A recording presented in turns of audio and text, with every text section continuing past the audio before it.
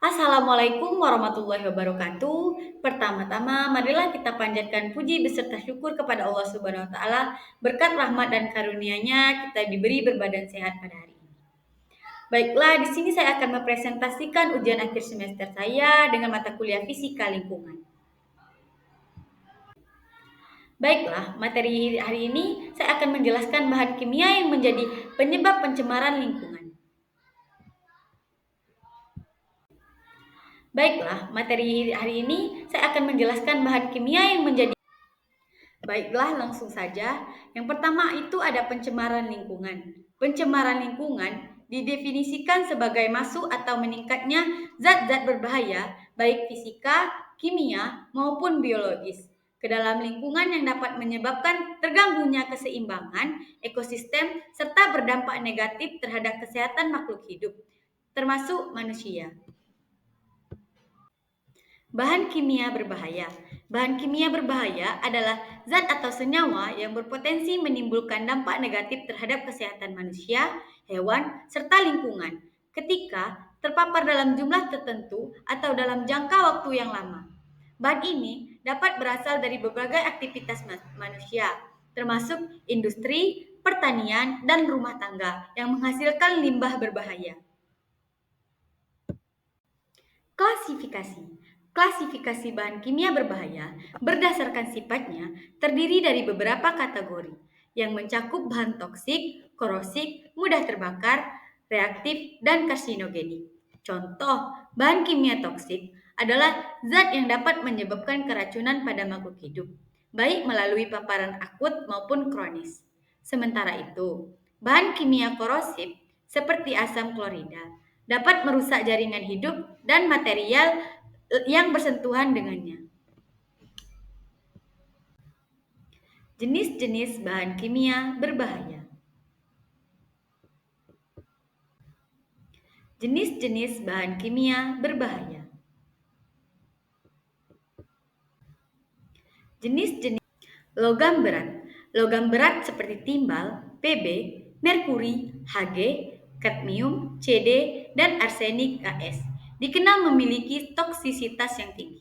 Paparan logam berat bahkan dalam jumlah kecil dapat menimbulkan efek berbahaya bagi kesehatan manusia dan hewan, terutama dalam bentuk bioakumulasi dan tubuh.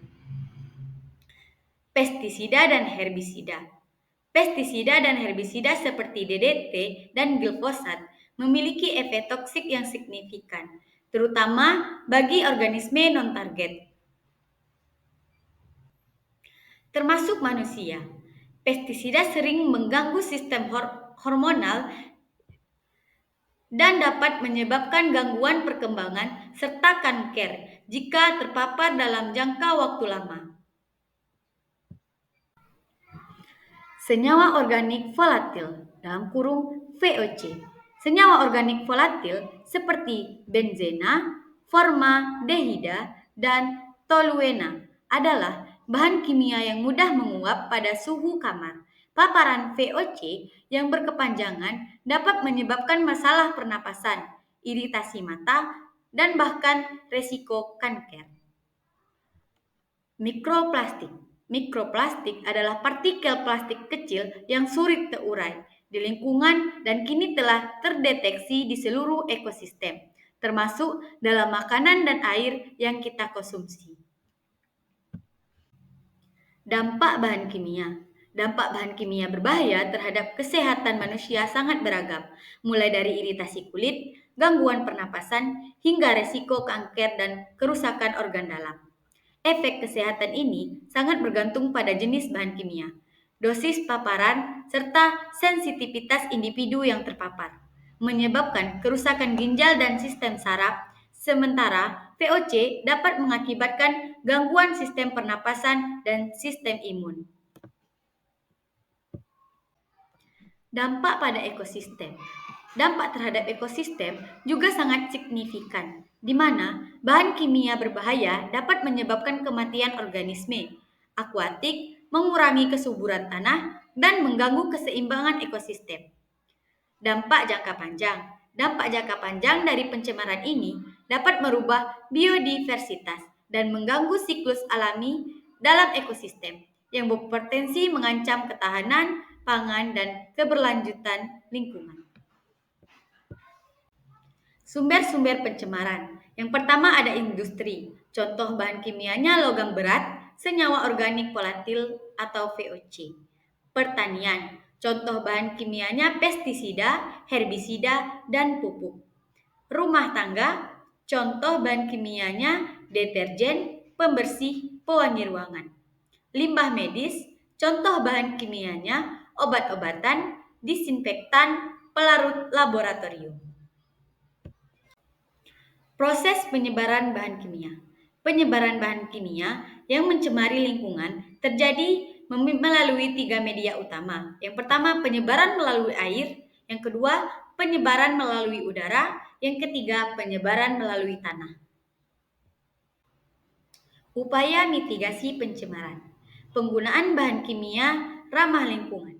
Pengembangan bahan kimia ramah lingkungan yang lebih aman seperti pestisida organik dan produk pembersih biodegradable menjadi langkah penting untuk mengurangi pencemaran bahan kimia. Pemantauan dan penegakan hukum. Pemantauan dan penegakan hukum yang ketat terhadap pelanggaran aturan lingkungan sangat penting untuk memastikan bahwa industri dan individu bertanggung jawab atas tindakan mereka. Edukasi masyarakat. Edukasi kepada masyarakat mengenai bahan pencemaran bahan kimia dan pentingnya pengelolaan limbah yang benar juga menghadapi prioritas mendukung program-program pengurangan pencemaran di tingkatan lokal dan global. Baik, terima kasih. Sekian presentasi dari saya. Sebelumnya ada kata-kata untuk melindungi lingkungan dan kesehatan kita. Mari kita ambil langkah-langkah kecil untuk menjaga udara tetap bersih. Setiap tingkatan kecil dapat memberikan dampak yang signifikan. Saya tutup dengan wabillahi taufik walhidayah. Wassalamualaikum warahmatullahi wabarakatuh.